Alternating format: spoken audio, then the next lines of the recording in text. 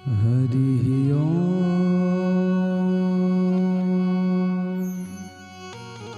श्री गणेशाय नमः। श्रीमातु पितृचरण कमलेभ्यो नमः। श्री गुरवे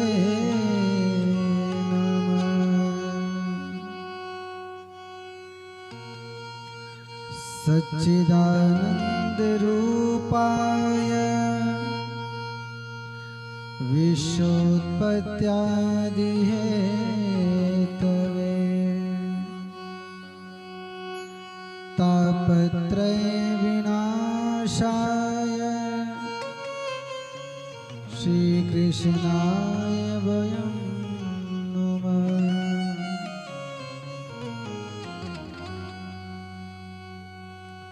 अज्ञानतिमिरान्धस्य ज्ञानाञ्जनशलाकया चक्षुरुन्मीलितं येन तस्मै श्रीगुरुवे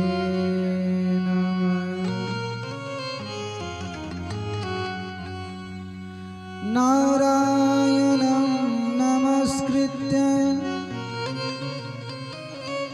नरं चैव नरोत्तमं देवीं सरस्वतीं व्यासं ततो जयमुदीरये।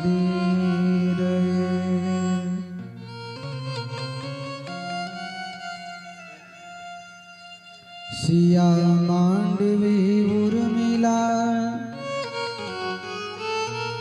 श्रुति कीरत बलपाम चारि रतन चार्यु सुमन तुलसी करत प्रणाम।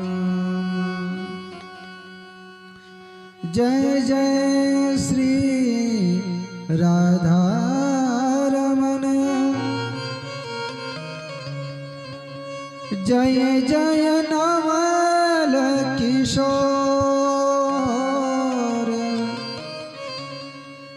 जय गोपी चित चोर प्रभु जय जय माखन चोर जय जय माखन चोर।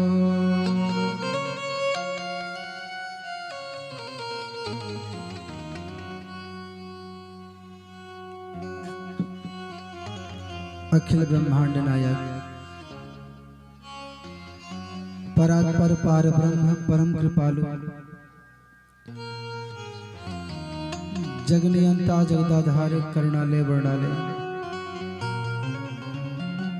कण कण में विराजमान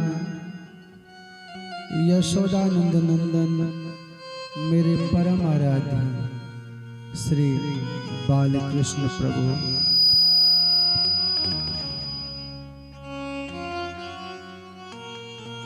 और जिनकी पावन गोदी में बैठ के विगत 3 दिनों से आप सबको यह पावन कथा सुनने का परम सौभाग्य प्राप्त हो रहा है और दास को सुनाने का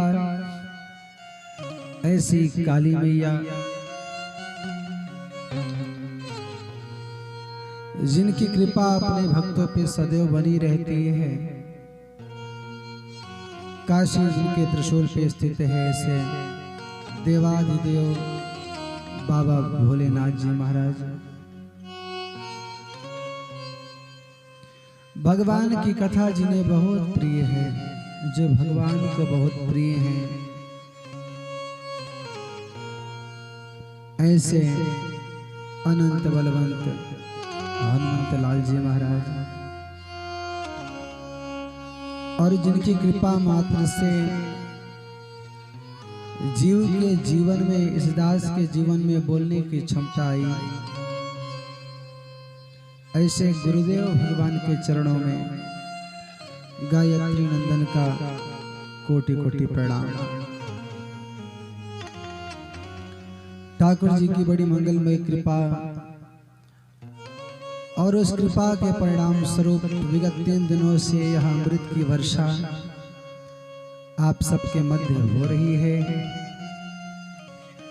मुख्य यजमान की भूमिका में हमारे आपके मध्य बैठे श्री दिनेश चंद्र दुबे जी,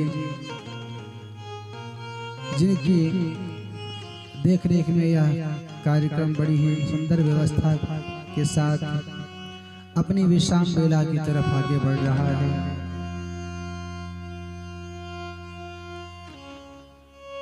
ठाकुर जी से यही निवेदन है कि सरकार, जीवन में कुछ मिले ना मिले पर आपकी कथा, साधु का दर्शन सदैव मिलता रहे, यह भाव जीवन में सदैव बना रहे और इस विश्वास के साथ भक्ति प्रारंभ करिए कि पाई न केहि गति पतित पावन, राम भज सुन सठ मना। भक्ति करते हैं, कथा सुनते हैं, पर विश्वास कमजोर रहता है। पर ये कथा कहती है परमात्मा पर विश्वास उस भांति करना चाहिए जैसे हम आप दुलार बस छोटे बच्चों को ऊपर उछाल देते हैं खिलाने के लिए, पर वो प्रसन्न रहता है। क्यों? उसको ये विश्वास है कि जिसने ऊपर उछाला है वो नीचे गिरने नहीं देगा, संभाल लेगा। ठीक वही भाव गोविंद के प्रति होना चाहिए कि जिसने समस्या दी है वो समस्या का निवारण भी करेंगे और निश्चित कृपा है ही है। क्यों? पीछे जो समय बीता कोरोना काल, न जाने कितने लोग नहीं रहे, बीमारी से कोई चला गया, कोई समस्या, किसी को दवा नहीं मिल पाई। ऐसे कठिन दौर के बाद अगर परमात्मा ने हम आपको सुंदर तन दे के जीवन दिया है तो यह मान के चलिए इससे बड़ी करुणा दूसरी कोई हो नहीं सकती उनकी कि आपको सुरक्षित रखा है। विश्वास सदैव बना रहे। क्या बहुत लोग तर गए, गड़िका, अजामिल, गीध, व्याधि, गजादि, खल, तारे, घना, बहुत से लोग तर गए। एक देह का व्यापार करने वाली स्त्री है गणिका, नित्य श्रृंगार करके दरवाजे पे बैठती है। क्यों? कोई ग्राहक आएगा और उसके साथ मैं हो जाऊंगी, मेरा भरण पोषण हो जाएगा। कुछ दिन तक क्रम चला। एक दिन प्रातः काल खूब श्रृंगार करके दरवाजे पर बैठे। शाम हो गई पर कोई ग्राहक नहीं आया। कोई साधु वहां से गुजरा, गणिका को लगा कि ग्राहक आ गया मेरा, प्रसन्नता से भर जाती है। साधु समीप आए, बेटा किसी का इंतजार कर रही हो। बेटा कहा तो गणिका की आंखें भर आती हैं। क्यों? आज से पहले इतना प्यारा संबोधन किसी ने नहीं किया। क्या कर रही हो इतना श्रृंगार करके? मैं जगत को रिझाने बैठी हूँ। साधु कहते हैं कि जितना समय जगत को रिझाने में लगाया उसका थोड़ा सा ही अगर समय जगत के मालिक को रिझाने में लगा देती तो कल्याण हो जाता। गणिका को ज्ञान हुआ। क्या किया? अब ये श्रृंगार में जगत के लिए नहीं करोगे। किसके लिए करोगी? जगत के मालिक के लिए करोगे। कथा कहती है कि श्रृंगार करिए तो परमात्मा के लिए करिए, भोजन बनाइए तो अपने लिए नहीं भगवान के लिए बनाइए कि ठाकुर जी को भोग लगना है सो भोजन बन रहा है। कुछ भी करिए तुम निवेदित भोजन करें। किसी ने कहा भोग लगाते हैं तो क्या ठाकुर जी उस भोग को खाते हैं? क्यों? मालूम तो नहीं चलता। जितना 2 रोटी देते हैं तो 2 रोटी वापस भी आ जाता है, तो खाते क्या हैं? पर साधु कहते हैं नहीं, खाते हैं। कैसे? ये एक पुष्प है, इसको वजन कीजिए। 100 ग्राम मान लो इसका वजन निकल गया, 10 ग्राम मान के चलिए, इसका वजन 10 ग्राम निकला और हमने किया क्या, इसकी सुगंध ले ली, सुगंध ले ली। अब इसको फिर से वजन करिए तो इसका वजन कम होगा, कम होना चाहिए। क्यों? सुगंध तो हमने ले ली है, कम नहीं होगा। क्यों? भाव ही उसका वैसे है। तो साधु कहते हैं ठीक उसी प्रकार हम परमात्मा को भोग लगाते हैं, परमात्मा उस भोग को स्वीकार कर लेते हैं और वह भोजन ज्यों का त्यों बना रहता है। ये करुणा है, ये कृपा है उनकी। तो जीवन में यह मत मान के चलिए कि भगवान खाते नहीं हैं। किसी साधु ने कहा कि कौन कहता है भगवान आते नहीं, है ना, आप शबरी के जैसे बुलाते नहीं।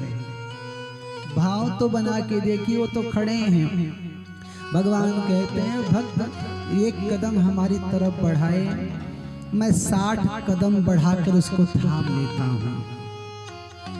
इतना वो तैयार खड़े रहते हैं, पर कोई एक कदम बढ़ाए तो सही।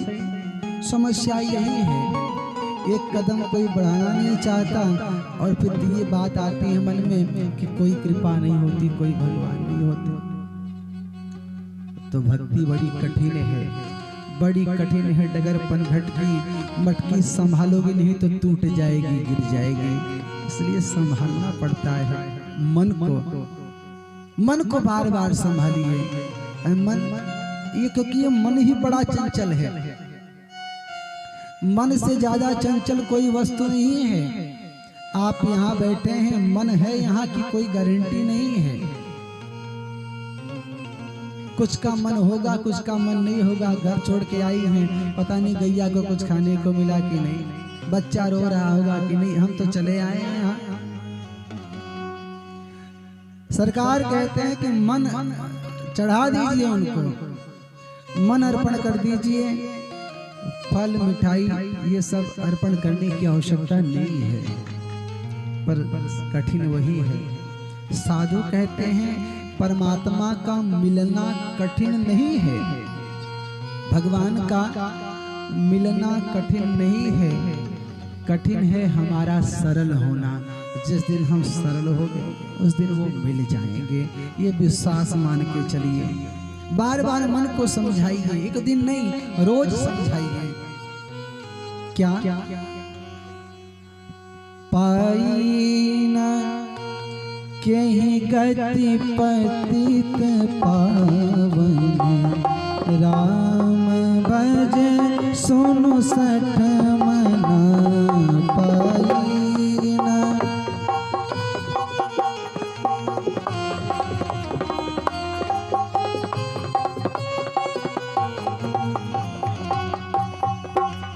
साधु कहते संसार में ऐसा कोई नहीं हुआ जिसने भजन किया और कृपा नहीं की। क्यों? काम ही कृपा करने का है, कृपा के बदले में उनको कुछ चाहिए नहीं। बिन सेवा जो द्रमे दीन पर, राम सरिस को नाही, ऐसो को उदार जगमाई कोई नहीं है।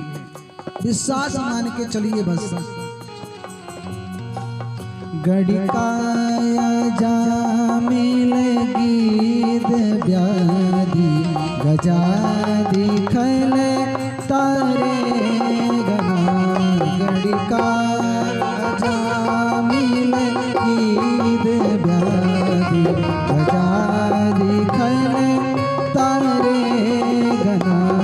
पाई न केहि गति पतित पावन, राम भज सुनु सठ मना।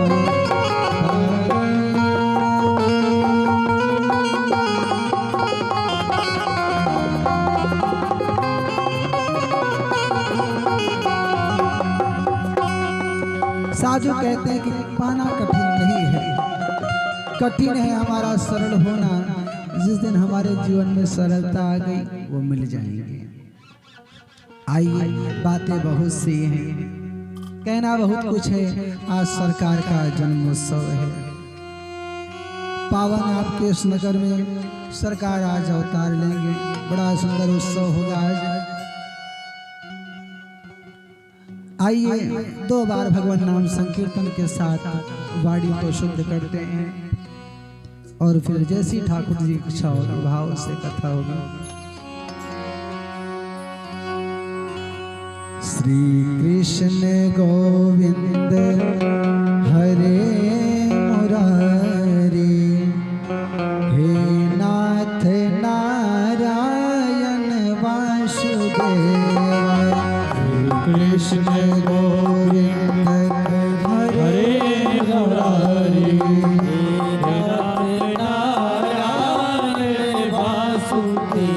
सब लोग गाइए, कोई भी शांति से नहीं बैठेगा। श्री कृष्ण गोविंद हरे मुरारी, हे नाथ नारायण वासुदेव। कृष्ण गोविंद हरे मुरारी, हे नाथ नारायण वासुदेव। कृष्ण गोविंद हरे मुरारी, हे नाथ नारायण वासुदेव। श्री कृष्ण गोविंद हरे मुरारी, हे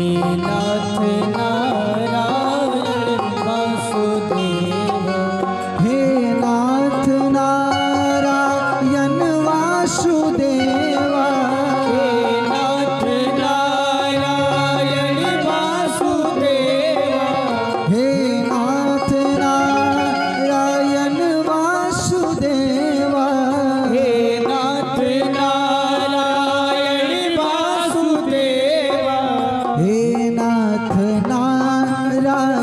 वासुदेव। हे नाथ नारायण वासुदेव। कृष्ण गोविंद हरे मुरारी, हे नाथ नारायण वासुदेव। श्री कृष्ण गोविंद हरे जय जय हे नाथ नारायण वासुदेव। हरि बोल। बोलिए कृष्ण कन्हैया लाल की।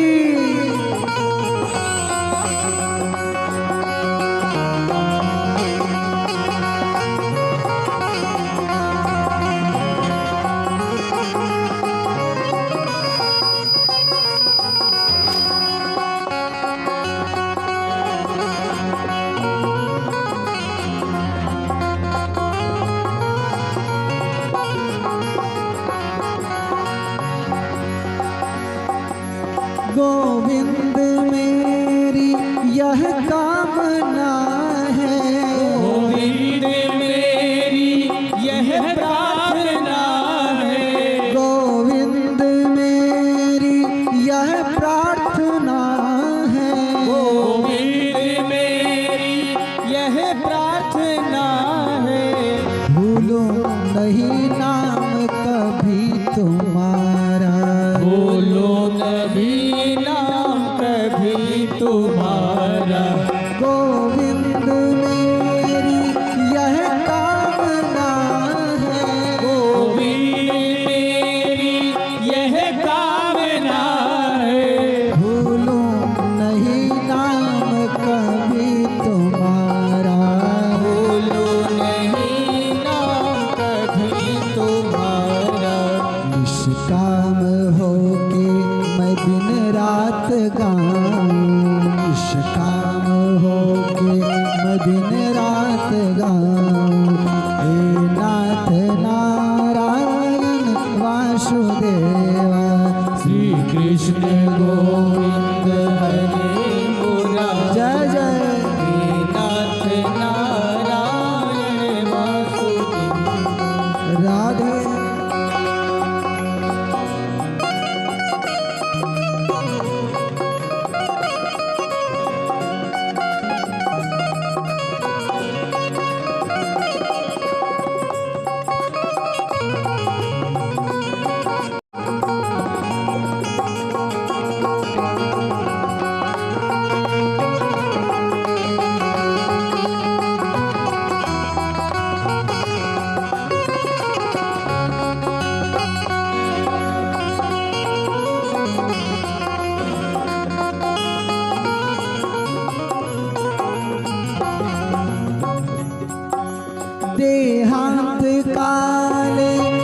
सामने हो, हाथ काले तुम सामने हो, देहांत काले तुम सामने हो, हाथ काले तुम सामने हो, मुरली बजाते मन को रिझाते, मुरली बजाते मन को रिझाते, देहांत काले तुम सामने हो, हाथ काले तुम सामने हो, मुरली बजाते मन को रिझाते, मुरली बजाते मन को रिझाते, यही गीत गाते मैं तन नाथ त्यागू,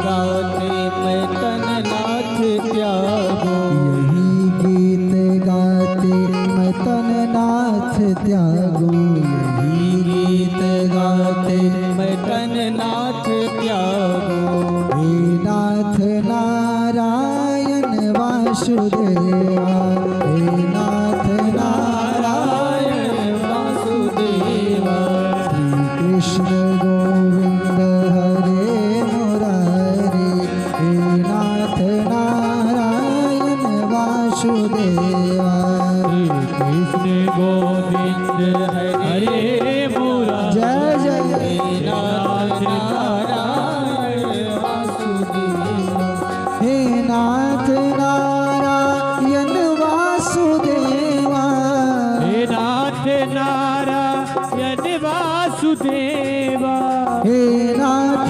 नारायण वासुदेवा, नाथ नारायण वासुदेवा, हे नाथ नारायण वासुदेवा, नाथ नारायण वासुदेवा, श्री कृष्ण गोविंद हरे मुरारी, हे नाथ नारायण वासुदेवा, श्री कृष्ण गोविंद हरे मुरारी, नाथ नारायण श्री कृष्ण गोविंद हरे मुरारी, हे नाथ नारायण वासुदेवा, श्री कृष्ण गोविंद हरे मुरारी, हे नाथ नारायण वासुदेवा। बोलिए कृष्ण कन्हैया लाल की, श्रीमद् भागवत महापुराण की जय हो, काली मैया की जय हो, बाबा भोलेनाथ की जय हो, हनुमान जी महाराज की जय हो, गुरुदेव भगवान की जय हो, जय जय श्री राधे श्री कृष्ण गोविंद हरे मुरारे, हे नाथ नारायण वासुदेवा। भगवान की करुणा उनकी कृपा सदैव आप सबके ऊपर बनी रहे। आइए अपने मन को नैमिषारण्य की उसी पावन भूमि पे लेके चलते हैं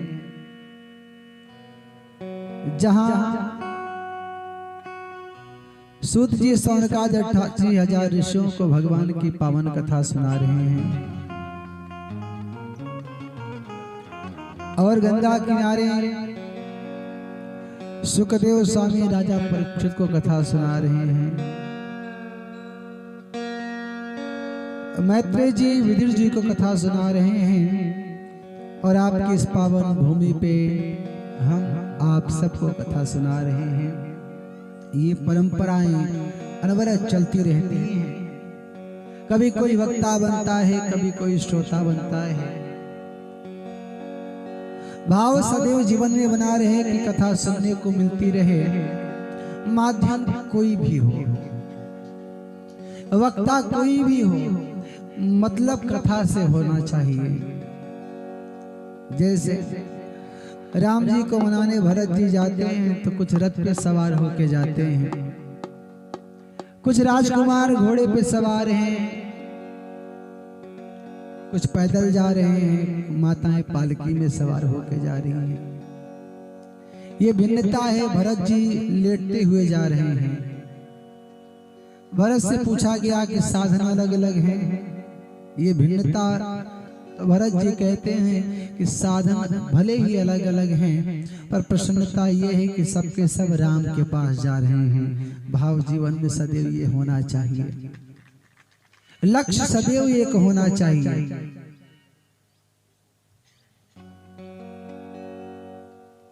डाकिया कोई भी हो, मतलब चिट्ठी से होना चाहिए, कहने का भाव बस इतना है। कल की कथा में हम लोगों ने सुना, मनु महाराज सृष्टि विस्तार के लिए धरा पर आते हैं। कालांतर में उनकी 5 संतानें हुई, 3 बेटियां हुई, आकुति, देवहूति और प्रसूति।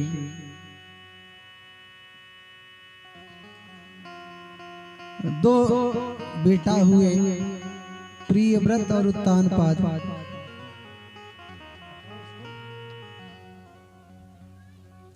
प्रियव्रत और उत्तानपाद। मझली बेटी देवहूति का विवाह कर्दम जी से हुआ। विवाह से पहले शर्त रखा कि विवाह के बाद हम वन चले जाएंगे तपस्या के लिए, पर पत्नी प्रसन्न है। पत्नी प्रसन्न है, कोई चिंता नहीं है उसको। क्यों? पति धर्म पथ पे जाने की बात कर रहा है।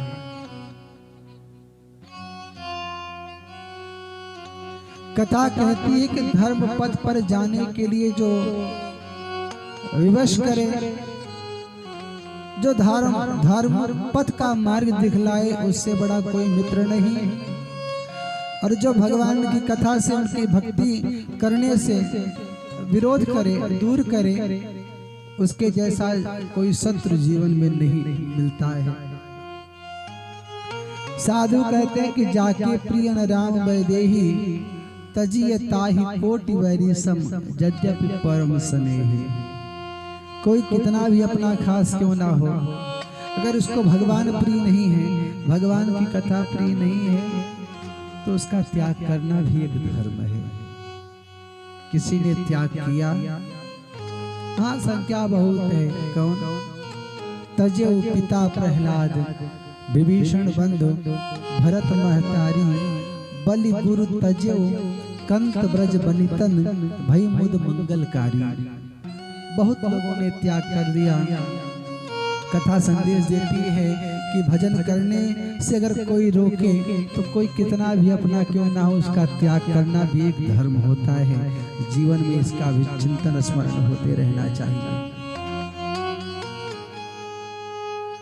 देवहूति बहुत सेवा करती हैं।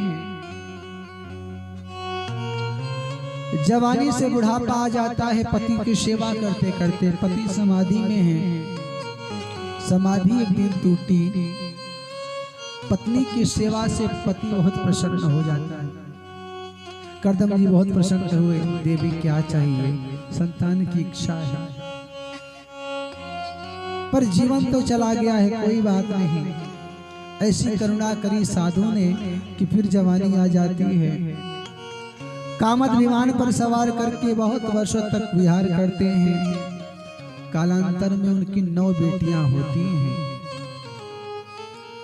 और 9 बेटियों के बाद भगवान के ही अंशावतार कपिल भगवान का जन्म देवहूति मैया के गर्भ से होता है।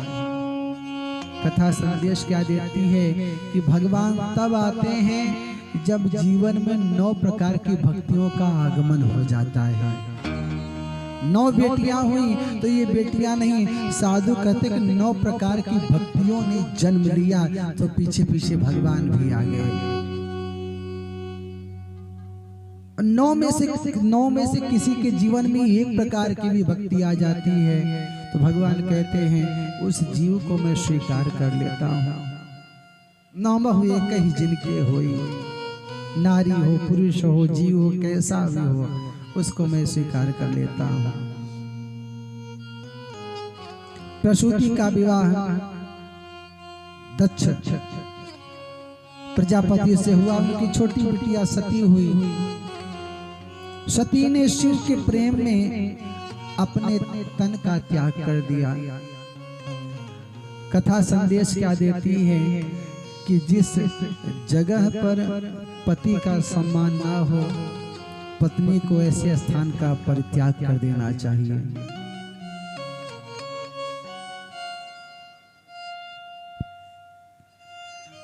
और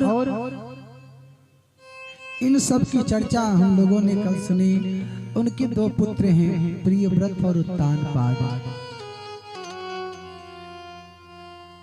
राजा उत्तानपाद ने शादी की। रानी है सुनीति। राज्य बहुत बड़ा है, सारी व्यवस्था है, सारे सुख हैं, पर समस्या क्या है? संतान नहीं है। संतान नहीं, राजा चिंतित होने लगे, पर पत्नी से प्रेम कम नहीं हुआ। सुनीति ने राजा से कहा कि महाराज, राज्य का विस्तार बहुत ज्यादा है, अगर कोई संतान मैं ना दे सकी तो कोई बात नहीं, आप दूसरा विवाह कर लीजिए, आपको पुत्र का सुख मिल जाएगा, मुझे प्रसन्नता मिल जाएगी। पर राजा ने मना किया। पर परमात्मा की ऐसी लीला। राजा एक बार शिकार करने गए, वहां किसी स्त्री को देखा, मोहित हो जाते हैं, विवाह कर लेते हैं। सुनीति को मालूम चला कि राजा ने विवाह कर लिया है। राजा विवाह कर लिए हैं, द्वार पर आरती की थाली लेके खड़ी हो जाती हैं सम्मान के लिए। पहली रानी का नाम सुनीति, और दोबारा जिससे विवाह करते हैं दूसरी रानी, छोटी रानी, उनका नाम सुरुचि। नाम का बड़ा प्रभाव होता है। साधु कहते हैं कि जो नीति कहती है, धर्म जो कहता है, शास्त्र जो कहता है, वह कार्य जो देवी करती है, उन देवियों को, उन माताओं को सुनीति की श्रेणी में रखा जाता है। और सुरुचि जो अपने मन का करती है, उनकी जो इच्छा वो करती हैं, उनको सुरुचि के श्रेणी में रखा जाता है। राजा विवाह करके आए तो देखा क्या, बड़ी रानी आरती की थाल सजाए खड़ी है। छोटी रानी को मालूम नहीं था कि राजा ने पहले से विवाह कर रखा है। द्वार पे एक देवी को देखा तो पूछा कौन है? राजा ने कहा कि मेरी पहली रानी है। इतना सुना कि सुरुचि क्रोध से भर जाती है। आपने मेरे साथ छल किया है, बताया नहीं, मैं कदाचित भवन में नहीं रहूंगी, इस महल में या तो ये रहेगी या तो मैं रहूंगी। सुनीति विचार करती है, अभी अभी विवाह हुआ है, राजा प्रसन्न है, अगर मेरे थोड़ा पीछे हट जाने से राजा की प्रसन्नता बनी रहती है तो मुझे पीछे हट जाना चाहिए, तो क्या करोगे? सुनीति ने कहा कि मैं महल के बाहर चली जाती हूँ, आप छोटी रानी को लेकर अंदर विश्राम करिए। धर्म कहता है, नीति कहता है कि अगर आपके थोड़े से त्याग से अगर परिवार में शांति बरकरार रह जाती है तो त्याग कर दीजिए, धर्म है। भगवान राम चाहते तो उनका एक अलग रूप बन सकता था अयोध्या में, 1/4 हिस्सा भगवान का था, पर भगवान विचार करते हैं कि अगर मैं वन चला जाऊंगा तो भरत को राज्य मिल जाएगा। कैकेयी मैया की इच्छा है, वो चाहती है कि मैं बन जाऊं, उनकी इच्छा भी बनी रह गई। और कहते हैं, माँ सुन जननी सोई सुत बड़भागी, जो पितु मात बचन अनुरागी। वह बेटा भाग्यशाली होता है जो माता पिता के वचनों का पालन करता है, और आपकी प्रसन्नता मेरे वन जाने से है तो मैं प्रसन्नता के साथ वन चला जाऊंगा। तो भाई के लिए राज्य का त्याग कर दिया। और आप त्याग करेंगे तो ऐसा नहीं कि आपके पीछे कोई त्याग नहीं करेगा। लोग कहते हैं कि भाई हो तो भरत जैसा, अक्सर लोग मिसाल दिया करते हैं, पर मैं कहता हूँ जिस दिन बड़ा भाई राम बन जाएगा, छोटा भाई अपने आप भरत बन जाएगा। पहले वो राम तो बने। भरत बनाने के चक्कर में मत पड़िए, राम बन जाइए, भरत अपने आप आपको मिल जाएगा। पर खुद कोई राम बनना नहीं चाहता और कल्पना करता है कि कोई भरत मिल जाए। समस्या यही ज्यादा है। लोग कहते हैं महाराज जी गुरु बनाना है, पर क्या विडंबना है, गुरु तो बने बनाए हैं, चेला बन जाओ। गुरु बनाने की आवश्यकता नहीं है, चेला बनने की आवश्यकता है। और समस्या यही है। सुनीति विचार करती है कि मेरे बाहर जाने से घर में शांति हो जाएगी, राजा प्रसन्न हो जाएंगे, राजा को संतान का सुख मिल जाएगा, तो मैं चली जाऊंगी। रानी बाहर कुटिया बना के रहने लगी। पर ये कथा कहती है जो बातें शुरुआत में बहुत आनंद देती हैं वो बाद में बहुत दुख देती हैं। जैसे विवाह की चर्चा घर में चलती है तो बच्चे को बड़ा आनंद होता है कि अब शादी होने वाली है हमारी, भाव थोड़ा कम मिलता है उसका। पहले तो मना करता है विवाह नहीं करूंगा, लेकिन इच्छा तो रहती है कि हो जाए। अब विवाह निश्चित हो गया, प्रसन्नता बढ़ गई, विवाह की तिथि पड़ गई, तो ये हुआ कि फला तारीख को विवाह होना है और रंग उसका चढ़ जाता है। बारात गई, सेहरा पहना, अब तो पांव जमीन पे नहीं है। विवाह हो गया, पत्नी आ गई, 2-4-6 महीने तो बड़ा आनंद से जीवन बीता, चोरी चोरी अटम बम को खिलाया गया। फिर जब समस्या तब बढ़ती है भैया जब परिवार बढ़ जाता है, जिम्मेदारी बढ़ जाती है। विवाह नहीं हुआ था, जहाँ खाए वहीं सो गए, माँ के साथ प्रेम, सबके साथ प्रेम था, और पत्नी आने के बाद ऐसा तांडव घर में होता है। जिम्मेदारी का बोझ इतना पड़ता है, सारी स्वतंत्रता छा जाती है, व्यक्ति मजबूर हो जाता है और फिर विचार ये करता है कि भैया इससे अच्छा कुंवारे ही सही थे। पर क्या किया जाए, समस्या है। कथा कहती कि प्रारंभ में जो चीजें आपको बहुत सुख देंगी वो बाद में बहुत दुख आपको देंगी। तो राजा के जीवन में प्रारंभ में आनंद तो रहा। अब विचार करिए कि एक पत्नी रहने के बाद व्यक्ति को इतना टेंशन रहता है। पत्नी घर में तो पति बाहर, पत्नी बाहर तो पति घर में, ये समस्या लगी रहती है। अब विचार करिए कि जिसकी 2 पत्नी हो उसका जीवन कैसा रहा होगा। भगवान गंगा किनारे खड़े हैं, केवट से कहते भैया पार कर दो। केवट ने कहा नहीं, हमने सुना है आपके चरण में जादू है, चरण का स्पर्श होते नैया नारी बन जाएगी। तो क्या हुआ, पत्नी से बता देना। पत्नी समझेगी, काहे नहीं समझेगी। केवट ने कहा सरकार अगर पत्नी समझती तो आपके पिताजी कैकेयी जी को समझा लिए होते हैं, आपको वन आने की आवश्यकता नहीं थी। केवट कहता है कि हमने सुना आचरज भारी, तोहरे घरे 3 महतारी, 3 नारी दशरथ ना लौते, त काहे के बन बन तोहें घुमौते। वो कहते हैं अगर अकेले विवाह किए होते तो अखंड राज करते। अब पिताजी तोहरे 3 तो शादी कर लिए, इसलिए बन बन घूमना पड़ रहा है आपको। और सरकार ये नैया अगर नारी बन जाएगी तो पत्नी क्या सोचेगी कि नाव बेच के दूसरा विवाह कर लिए, अब जो रोजी रोटी का साधन था वो भी चला गया। पत्नी कोर्ट नहीं मानेगी सरकार। तो एक साधु कहते हैं कि है मौत बुरी फिर भी अच्छी, है मौत बुरी फिर भी अच्छी जो एक बार ही आती है। मौत बहुत खतरनाक है, पर एक साधु कहते हैं कि मौत अच्छी है मौत बुरी फिर भी अच्छी जो एक बार ही आती है मौत से 100 गुना बुरी छाती दिन रात जलाती है। दो विवाह जिस घर में हो जाए तो बेचारा पुरुष का तो उसका जीवन खतरे में बना रहता है। एक को संतुष्ट करना कठिन हो जाता है, दो से। पर राजा ने विवाह कर लिया।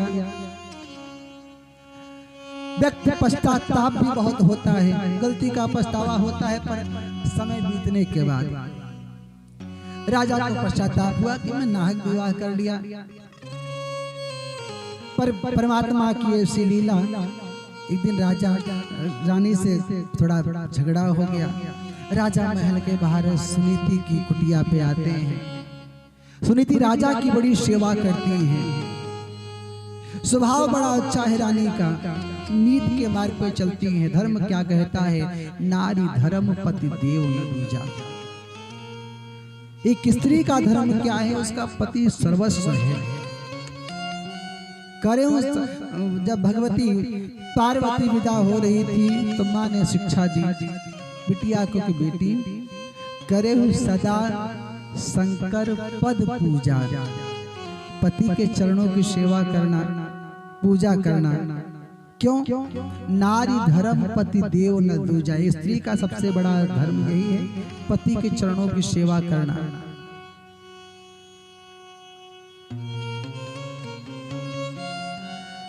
सुनीति ने सेवा करी, सुंदर आसन लगाया, जो कुछ भी रूखा सूखा था राजा को पवाया।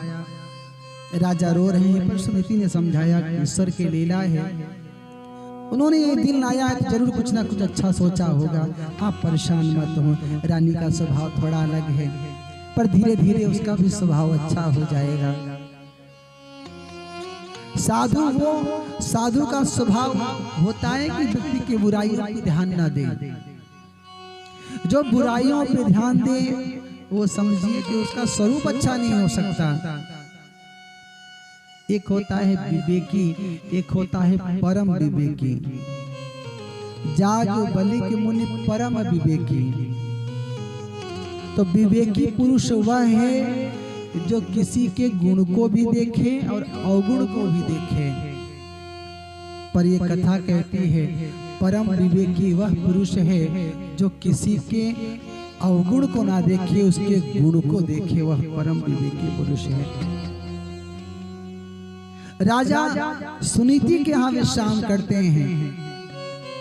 सुनीति ने भगवान राजा की बड़ी सेवा की। रुक जाते हैं, रात्रि विश्राम करते हैं।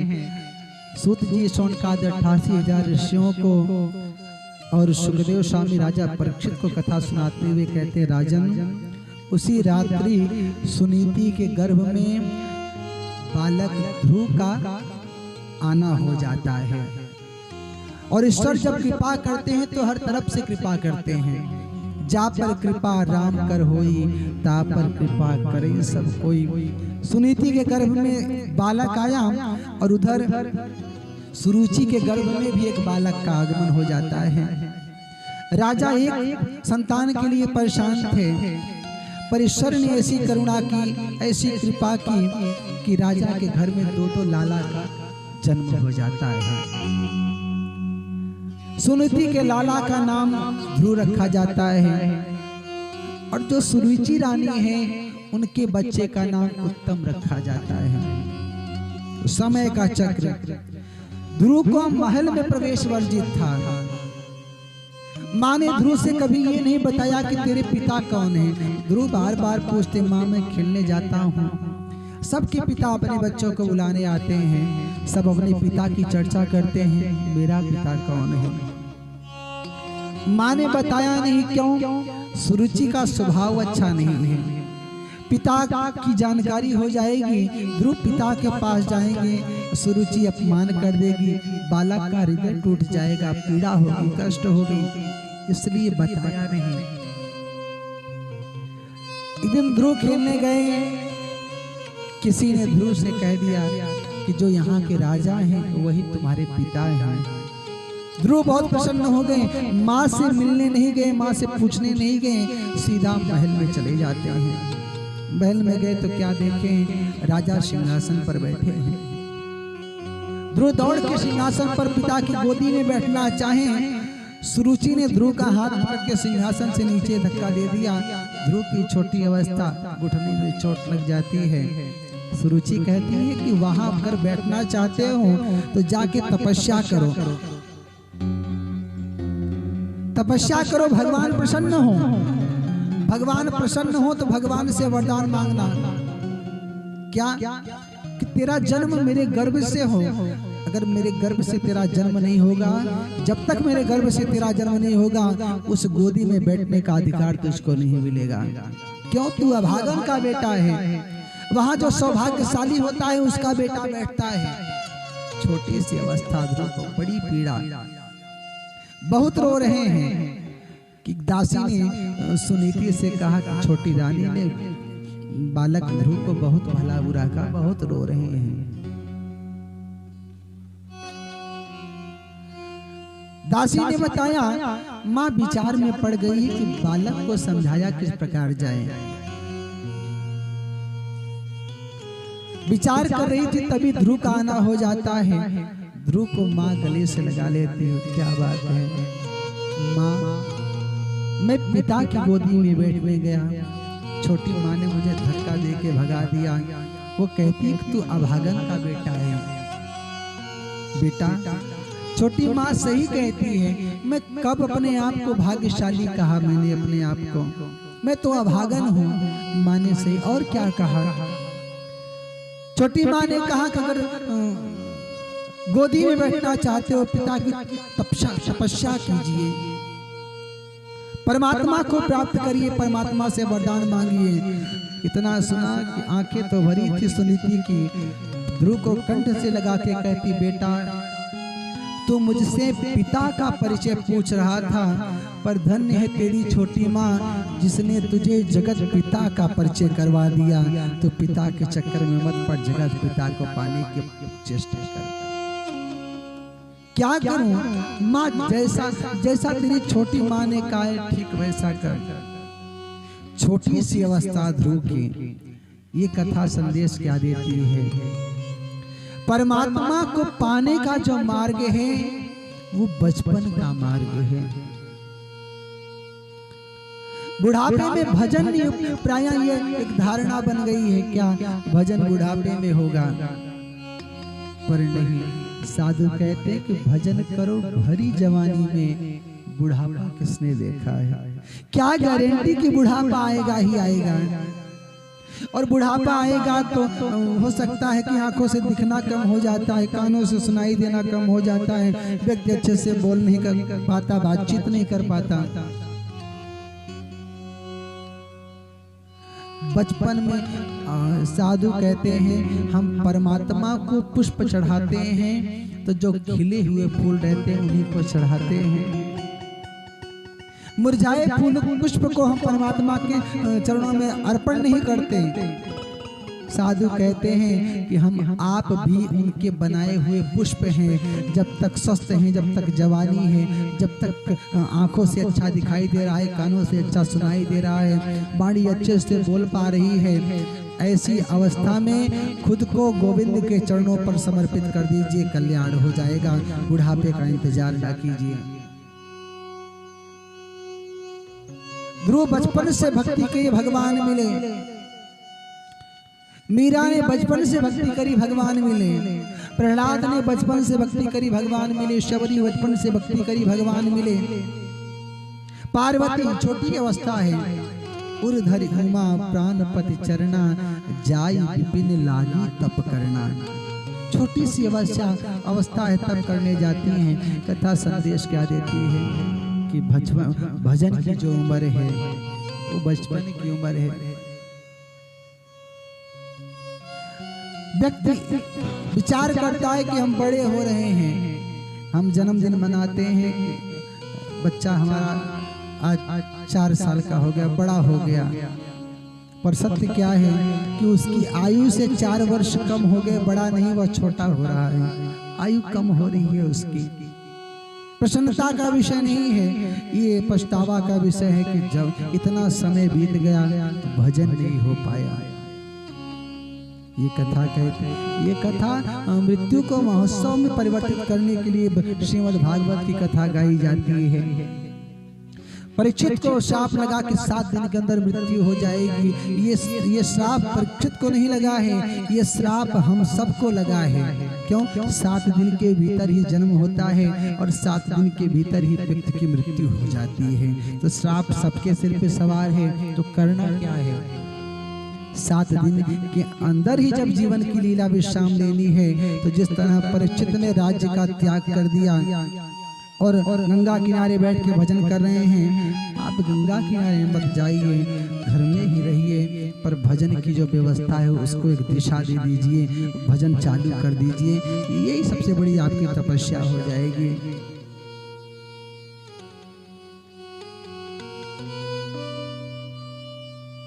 साधु मैं बार बार कहता हूँ कि परमात्मा से दूर हो जाओगे तो जीवन में कुछ नहीं मिलेगा। रहोगे दूर चौखट से तो फिर रोना ही रोना है, मिलेगा कुछ नहीं बंदे, फकत खोना ही खोना है। जो मिलेगा यहीं से मिलेगा। क्यों? बाहर पीतल ही पीतल है, यहाँ सोना ही सोना है। सारे आनंद परमात्मा के चरणों में है। साधु कहते हैं ये उम्र चली जा रही है, हमको लगता है कि बड़े हो रहे हैं, पर सत्य बात यह है कि आयु कम होती जा रही है। साधु कहते हैं चली जा रही है उम्र धीरे धीरे, ये जीवन, ये उम्र एक दिन कम होती जा रही है। कथा इतने शुरू हुई, आज 4 दिन हो गया, 3 दिन बाद विश्राम ले लेगी। चली जा रही है उम्र धीरे धीरे, चली जा रही है उम्र धीरे धीरे, चली जा रही है उम्र धीरे धीरे, चली जा रही है उम्र धीरे धीरे, चली ताली की सेवा करते सब लोग भाव से। उम्र धीरे धीरे, सुबह शाम और दोपहर धीरे धीरे, सुबह शाम और दोपहर चली जा रही है उम्र धीरे धीरे, चली जा रही है उम्र धीरे धीरे। जय जय बोलिए कृष्ण कन्हैया लाल की।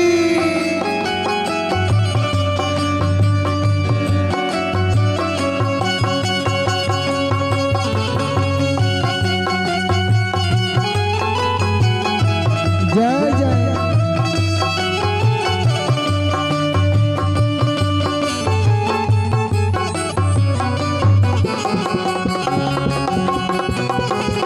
राधे।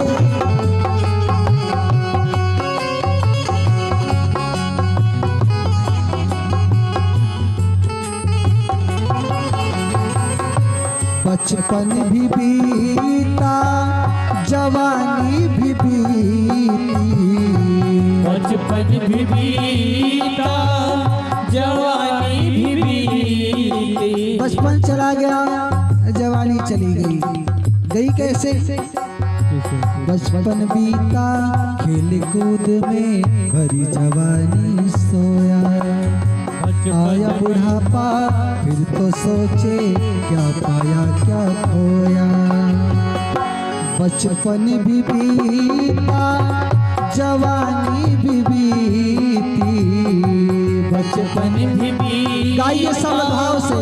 जवानी भी बीती, बुढ़ापे का होगा असर धीरे धीरे, बुढ़ापे का होगा असर धीरे धीरे, चली जा रही है उम्र धीरे धीरे, चली जा रही है गाइए उम्र धीरे धीरे, सुबह शाम और दोपहर धीरे धीरे, सुबह शाम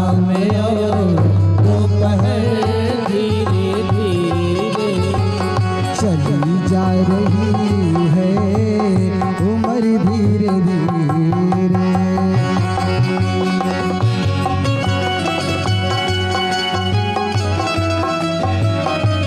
बोलिए द्वारकाधीश भगवान की।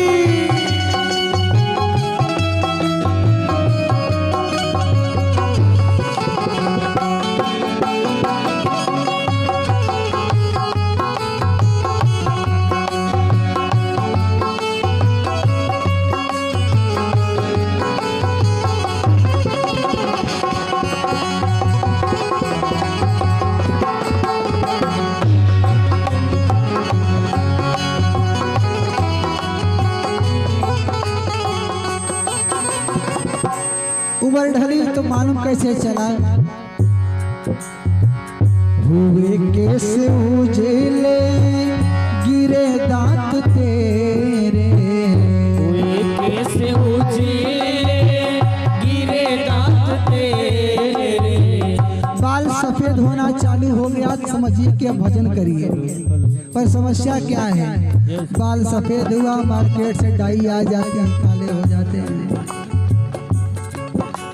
कथा कहती है कि संसार को धोखा दे सकते हो, पर जो एक्सरे मशीन लेके बैठे हैं उनको कैसे धोखा दोगे।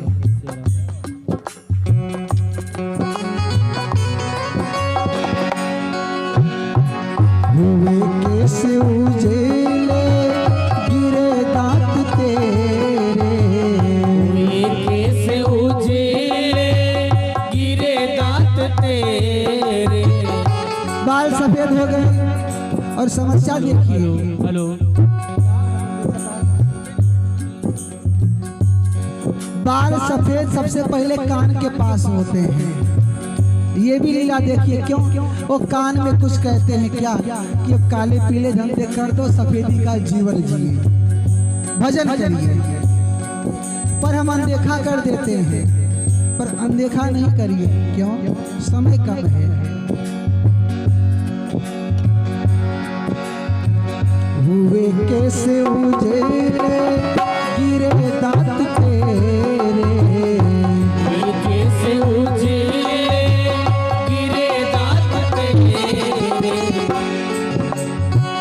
झुकी जा रही है कमर धीरे धीरे, झुकी जा रही है कमर धीरे धीरे।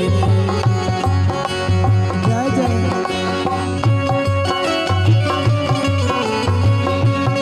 ताली की सेवा करते हुए सब लोग भाव से।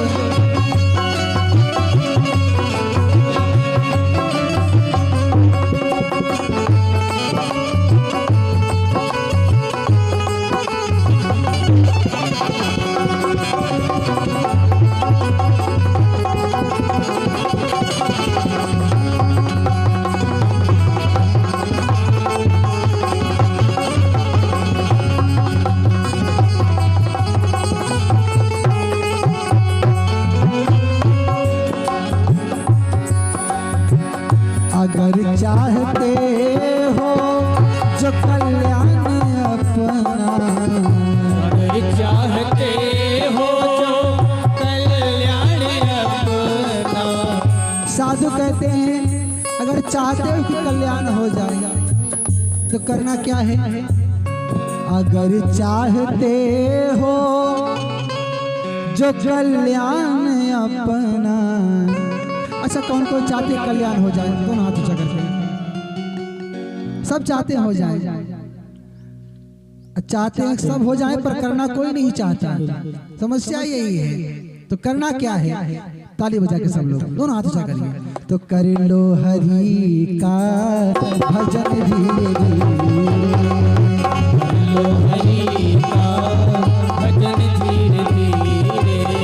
चली जा रही है उम्र धीरे धीरे, चली जा रही है उम्र धीरे धीरे। सुबह शाम और दोपहर धीरे धीरे, सुबह शाम और दोपहर धीरे धीरे। चली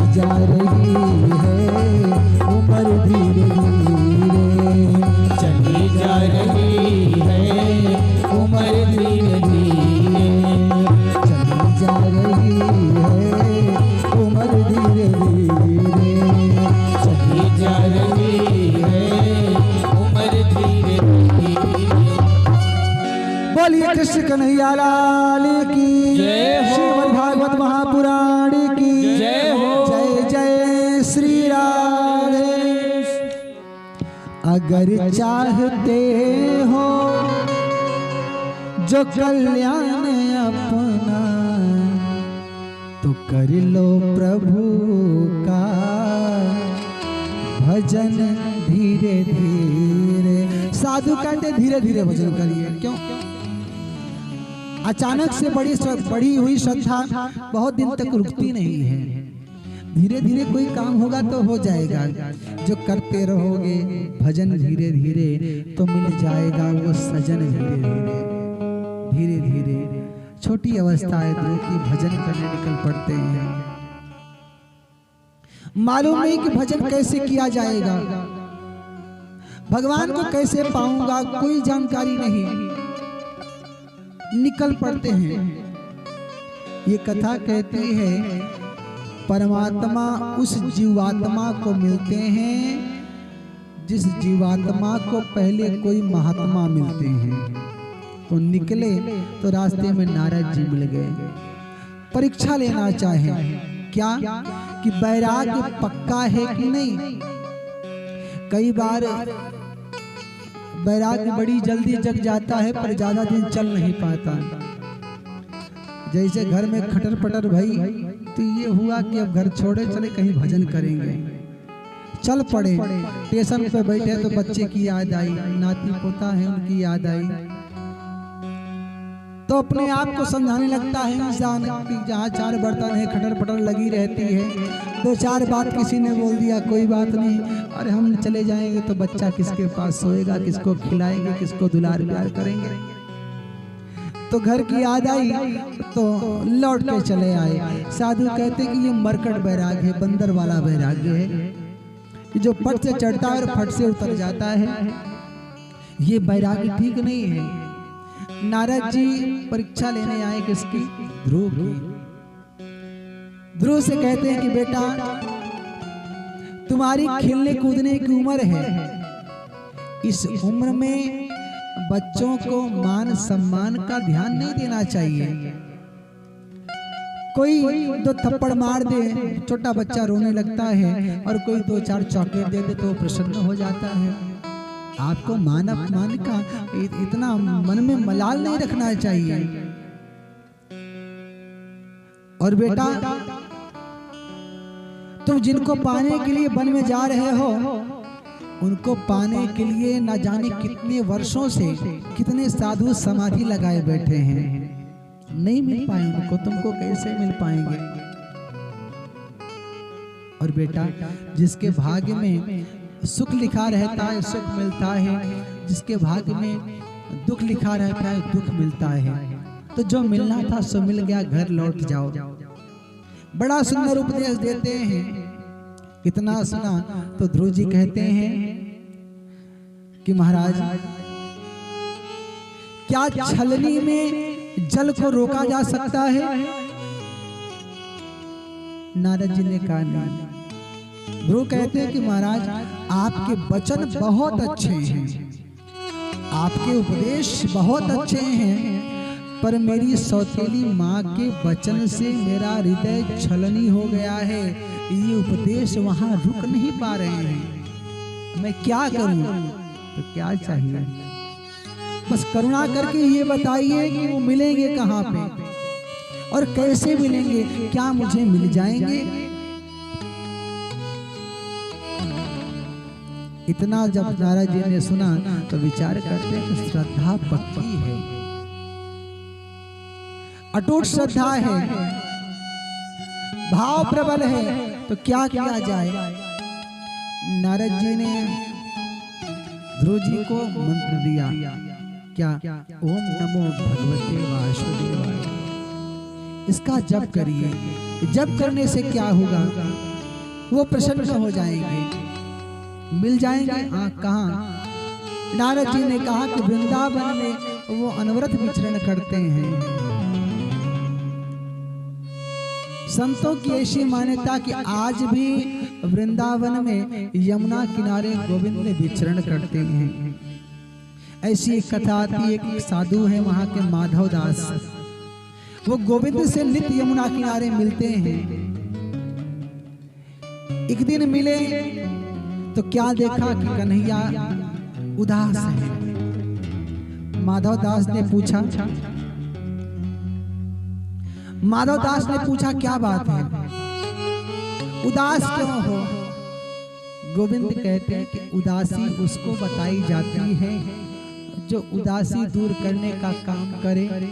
आप तो हमारी उदासी दूर नहीं करेंगे, आपको क्या बताएं। माधव दास ने कहा सरकार बताओ, हो सकता है कि हमारे काम का हो कुछ, हम उदासी आपके दूर कर सकें।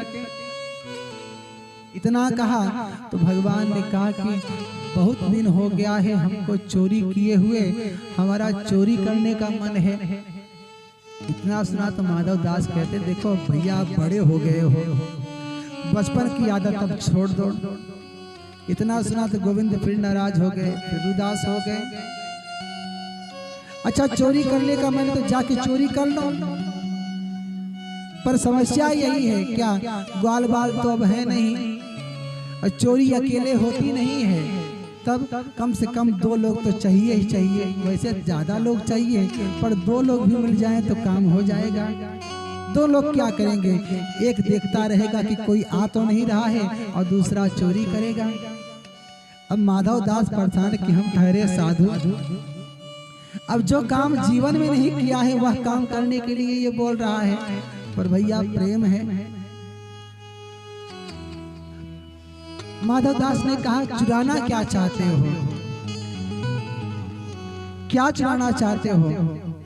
भगवान ने कहा राजा के यहाँ बगिया है, बगिया में कटहल का पेड़ है, कटहल लदे हुए हैं, कटहल खाने की हमारी इच्छा है। तो माधव दास ने कहा इसमें चुराने की क्या जरूरत है, राजा हमारा चेला है, हम बोल देंगे 4 छोटे भिजवा देंगे, खाइएगा। भगवान ने कहा नहीं नहीं, चोरी करके खाने में जो मजा है वो मांग के खाने में नहीं है, हमको तो चोरी करना है। अब माधव दास परेशान कि बिना चोरी कराए मानेगा नहीं ये।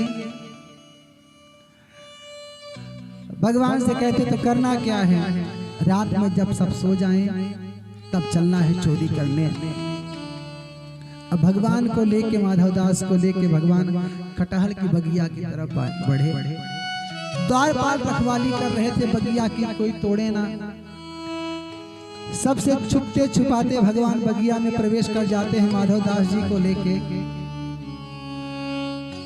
पेड़ के पास पहुंचे। माधव दास जी ने कहा सरकार अब क्या करना है? भगवान ने कहा करना क्या है, आप ऊपर चढ़ जाओ, हम नीचे से देखते रहेंगे, कोई आए तो बताएंगे। अब माधव दास विचार करते कि हम बूढ़े हो गए हैं, अभी जवान है, इसको चढ़ना चाहिए, लेकिन हमको कह रहा है कि ऊपर चढ़ो। पर कथा क्या कहती है, भगवान जिसके पीछे रहते हैं उसको सदैव ऊपर बढ़ाते रहते हैं, खुद पीछे लगे रहते हैं। ये एक संदेश कथा के माध्यम से भगवान ने कहा थोड़ा तंदुरुस्ती रखिएगा, थोड़ा चुस्त रहिएगा। भगवान किसी तरह उनको ऊपर चढ़ा दिए। अब माधव दास पूछ रहे हैं कि क्या तोड़ना है, छोटा वाला तोड़ने कि बड़ा वाला? भगवान ने कहा जो पका हो, जो बड़ा हो। परिवार हमारा बहुत ज्यादा है, 16,108 है, एक कोवा भी मिलना चाहिए कम से कम। अब बड़ा सा कटहल दिखाया, हाथ तोड़ तोड़। अब तोड़ा, ऊपर से गिराया तो धम्म की आवाज आई, द्वारपाल जग गए। अब टॉर्च लेके पेड़ के समीप आ गए और द्वारपाल आए तो भगवान गायब हो गए, अंतर ध्यान हो गए। अब माधव दास ऊपर पेड़ पे चढ़े हैं, अब डंडा मार के उनको नीचे उतारा गया, द्वारपाल बांध दिए, रस्सी से बांध दिया उनको। माधव दास परेशान कि जो हमको लेके आए थे वो कहाँ गए? बार बार इधर उधर ताक रहे हैं। द्वारपाल कह रहे हैं कि तुम्हारा कोई साथी रह गया है क्या? नहीं नहीं कोई है नहीं देख रहे, कोई जरूर होगा। अब कैसे कह दें कि वो हमारे साथ हैं और वो हैं, ये सिद्ध भी तो नहीं कर पाएंगे। अब वो तो अंतर ध्यान हो गए, लीला करने आए थे ही। रात भर माधव दास को बांध के रखा गया। सुबह राजा के दरबार में उनको पेश किया गया। अब राजा ने देखा हमारे गुरु जी को ये काहे बांध दिए हैं। गुरु जी को बधा हुआ देखा तो राजा ने कहा पहले इनको छोड़ो, क्या बात है? महाराज ये चोरी कर रहे थे। गुरुदेव आप चोरी कर रहे थे कटहल की, अरे बोल दिए होते 10-20 तो भिजवा देते हम, चोरी करने की क्या जरूरत थी। इतना कहा तो माधव दास रोने लगे, सरकार वो कन्हैया की इच्छा थी चोरी करने की, वही हमको लेके आया। राजा ने इतना सुना कि मेरी बगिया में भगवान को चोरी करना पड़ा, राजा की आंखें भर आई। राजा ने पेपर मंगवाया और ये कथा कहती है कटहल की पूरी बगिया राजा ने भगवान के नाम लिख दी कि अब गोविंद को चोरी नहीं करना पड़ेगा, जब मर्जी आए तब खाए। ये प्रेम है, ये लीला है। यही लीला करने के लिए जब जब राम मनुज तन धरई, भगत हेतु लीला बहु करई। गोपियां रूठी बैठी हैं, 10 गोपियां बैठी हैं, भगवान पहुंचे, क्या बात है सबके सब रूठी हो? हाँ, क्या क्या बात है, क्यों रूठी हो? बहुत दिन हो गया है आपका नाच देखे, नाच देखना चाहती हो, अब हम बड़े हो गए हैं, अब बचपन की बातें नहीं, अब हमसे नाचा नहीं जाएगा। फिर रूठ गई। अच्छा नाच दूंगा तो क्या मिल जाएगा? हमको प्रसन्नता मिल जाएगी। भगवान ने कहा आपको प्रसन्नता मिल जाएगी तो हमको क्या मिलेगा? गोपियों ने कहा अगर आप नाच दोगे तो आपको छाछ मिल जाएगी, मट्ठा मिल जाएगा पीने के लिए। समझौता हो गया तो हुआ क्या? शेष गणेश महेश दिनेश सुरेश ही जाहि निरंतर ध्यावे, ताहि अहीर किछो हरिया, छछिया बर छाछ पे नाच नचावे। भगवान को नाचने पे मजबूर कर देती है गोपियां। न जाने कौन से गुण पे दयानिधि रीझ जाते हैं।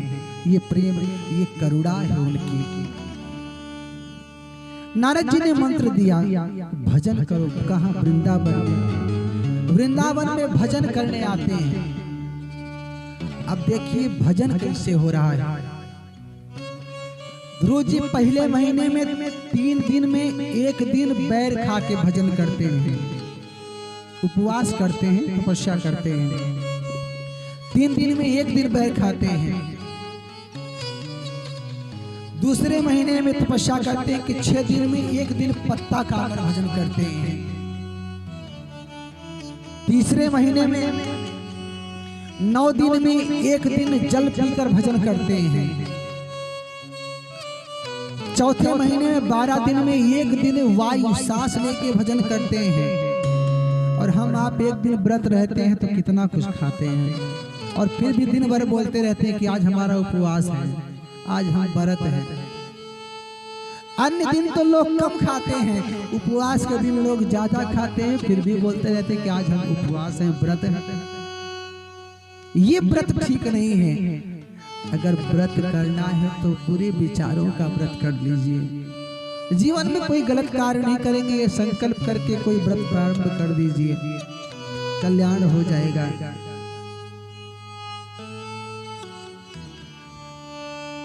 और 5वें महीने में ध्रुव जी ने अपने सांस को रोक दिया प्राणायाम के द्वारा। ऐसा अद्भुत व्रत चलता है, तपस्या ध्रुव की चलती है कि देवताओं को सांस लेना दुर्लभ हो गया। सब विष्णु भगवान के पास आए, सरकार कोई बड़ी साधना कर रहा है, क्या करूं? दर्शन देके उसके मन की मुराद को पूरी कीजिए। भगवान ने कहा कि हम दर्शन नहीं देंगे तो सरकार क्या करेंगे? भगवान ने कहा कि हम ध्रुव को दर्शन नहीं देंगे, हम ध्रुव को का दर्शन करने जाएंगे। ध्रुव का दर्शन हम आज करेंगे, ध्रुव को अपना दर्शन नहीं देंगे। भगवान तुरंत गरुड़ पर सवार होकर ध्रुव का दर्शन करने आते हैं। आए तो क्या देखा? ध्रुव समाधि लगाए बैठे हैं, आंखें बंद हैं। श्यामल मूर्त भगवान के ध्रुव के अंतर्मन में विद्यमान है, आंखें नहीं खोल रहे हैं। भगवान कुछ समय तक ठहरे रहे, फिर मन में जो बाकी झांकी थी उसको भगवान ने हटा ली। मन की झांकी हटी, ध्रुव व्याकुल हो जाते कि जो अंदर थे वो कहाँ गए। आंखें खोला तो जो अंदर थे उनको बाहर पा जाते हैं। ध्रुव गदगद हो जाते हैं, प्रसन्न हो जाते हैं, पर कुछ बोल नहीं रहे हैं, कोई संवाद नहीं हो रहा है, प्रणाम नहीं कर रहे हैं, नमस्कार नहीं कर रहे हैं, कुछ भी लीला नहीं हो रही है। भगवान धर्म संकट में पड़ गए कि ध्रुव इतनी कठिन तपस्या के बाद भी कुछ मांग नहीं रहा है, कुछ बोल नहीं रहा है, कुछ कह नहीं रहा है, क्या हो गया? क्षमता बोलने की नहीं है तो क्षमता बोलने की आएगी कहां से? आप कृपा कर दोगे तो। मूकम करोति वाचालम, कपोल शंख ध्रुव के शंख अपना ध्रुव के कपोल पे लगाया भगवान ने, शंख कपोल पे लगाया तो जिस ध्रुव के अंदर बोलने की क्षमता नहीं थी उस ध्रुव के अंदर बोलने की क्षमता आ जाती है। योन्तः प्रविश्य उवाच इमाम प्रसुप्ताम। ध्रुव भगवान की बड़ी प्यारी स्तुति करते हैं, सरकार आपने मेरी सोई हुई वाणी को जगा दिया है, आप ही कर्मेंद्रियों और ज्ञानेंद्रियों और प्राण को जीवित करने वाले हो। अणुअणु में कण कण में आपका वास है, जो दिखता है उसमें सिर्फ और सिर्फ आपका वास है। आप ही कल्प के अंत में समस्त विश्व को अपने उदर में धारण करके सो जाते हो। आपसे ही सृष्टि है, या यूं कहें आप ही संपूर्ण सृष्टि हो। ऐसे प्रभु को मैं बारंबार प्रणाम करता हूँ। ध्रुव ने बहुत प्यारी स्तुति भगवान की। ध्रुव से भगवान कहते हैं, ध्रुव कुछ मांग लो। ध्रुव ने कहा, सरकार एक वचन दीजिए कि जो मैं मांगूंगा आप मुझको दे देंगे। हाँ, वचन मांग के देखिए। ध्रुव ने कहा, सरकार अगर आप कुछ देना चाहते हो तो बस इतनी करुणा कर दीजिए, क्या जीवन में कभी कुछ मांगने की इच्छा मन में प्रकट ही ना हो, बस यही एक वरदान आप हमको दे दीजिए, बाकी कुछ चाहिए नहीं हमको। भगवान से मांगेंगे तो कुछ मिल जाएगा, धन मांगोगे तो धन मिल जाएगा, संतान मांगोगे तो संतान मिल जाएगा, पर ये कथा कहती है भगवान को ही मांग लोगे तो भगवान के पास जो कुछ है सब कुछ अपने आप बिना मांगे मिल जाएगा। ये कथा संदेश देती है। जटायु के पंख कट गए, गोदी में पड़े हैं। भगवान ने कहा कि आपने बहुत अच्छा कार्य किया है। जिस कार्य को किसी मनुष्य को करना चाहिए, आप पक्षी हो कि वो कार्य किए हो, मैं बहुत प्रसन्न हूँ। क्या चाहिए मांग लो। भगवान से जटायु कहते कि मैं आपकी गोद में हूँ, आपके पास कुछ है नहीं जो मुझे आप दे सको, क्यों? जटायु ने कहा, सरकार जब आपने मुझे गोद ले लिया तो आपका जो कुछ था मुझे बिना मांगे मिल गया, आपके पास है क्या मुझे देने के लिए? ध्रुव कहते हैं, सरकार अब मुझे कुछ चाहिए नहीं।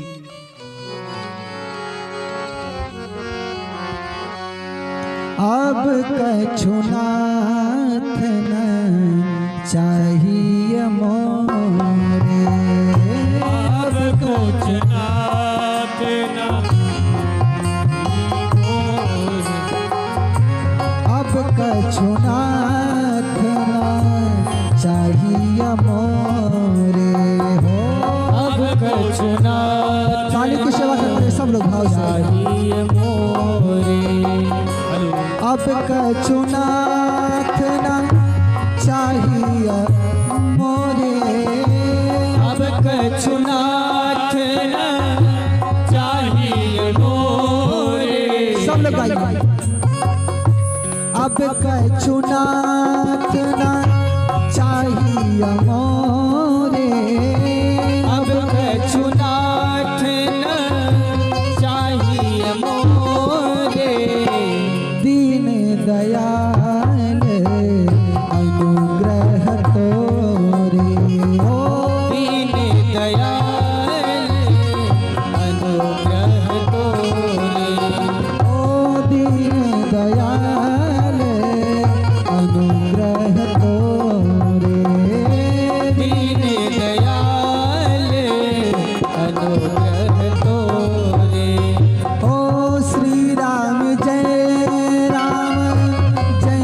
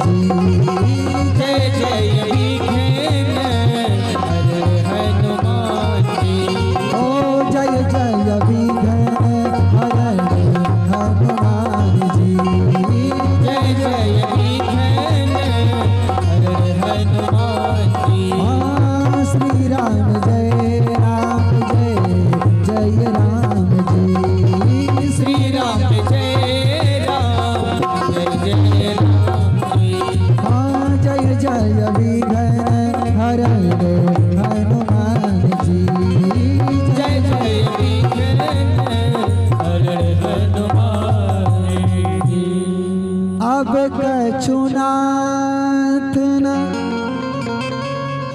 चाहिए मोरे। सरकार कुछ चाहिए नहीं तो क्या चाहिए? आपकी करुणा बनी रहे, आपकी कृपा बनी रहे। क्यों? अगर आप धन दोगे तो धन में व्यस्त हो जाऊंगा, परिवार दोगे तो परिवार में व्यस्त हो जाऊंगा, आपको भूल जाऊंगा। भगवान कहते हैं कि जिससे मैं प्रेम करता हूँ उसका सर्वस्व छीन लेता हूँ मैं। वह असहाय जीव सिर पर सिर्फ मेरी याद में खोया रहता है। और एक बात ये कथा कहती है कि भगवान जिससे प्रेम करते हैं उसको सिर्फ और सिर्फ दुख देते हैं और कुछ नहीं देते हैं। नहीं तो आपने देखा होगा जो ज्यादा पूजा पाठ करते हैं, जो ज्यादा व्रत उपवास करते हैं, वो ज्यादा दुखी रहते हैं। धन की कमी लगी रहती है, कोई ना कोई सदैव बनी रहती है। क्यों? दुख में सुमिरन सब करे, सुख में करे न कोई। सुख आता है तो लोग भगवान को भूल जाते हैं, और दुख रहता है तो भगवान की याद बनी रहती है। इसीलिए कहता हूँ कबीर हंसना छोड़ दे, रोने से कर प्रीत, बिन रोए ना भेटी हैं परम प्यारे मीत। जब तक रोगे नहीं तब तक कंठ से लगाएंगे नहीं, प्रेम करेंगे नहीं, वात्सल्य करेंगे नहीं। ध्रुव ने कहा कुछ चाहिए नहीं, पर भगवान ने कहा कि नहीं, राज्य सिंहासन पर बैठने की इच्छा थी, वो इच्छा पूरी होगी। भगवान ने कहा ध्रुव जाके 36,000 वर्ष तक राज्य करो, फिर लीला पूरी होने के बाद मेरे धाम को चले आना।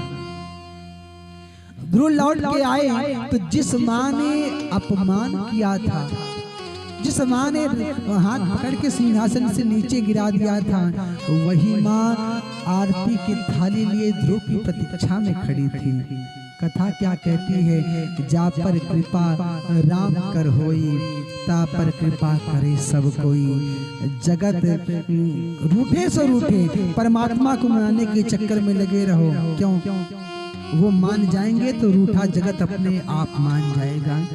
हमें है काम ईश्वर से, जगत रूठे तो रूठन दे। हमें है काम ईश्वर से, जगत रूठे तो रूठन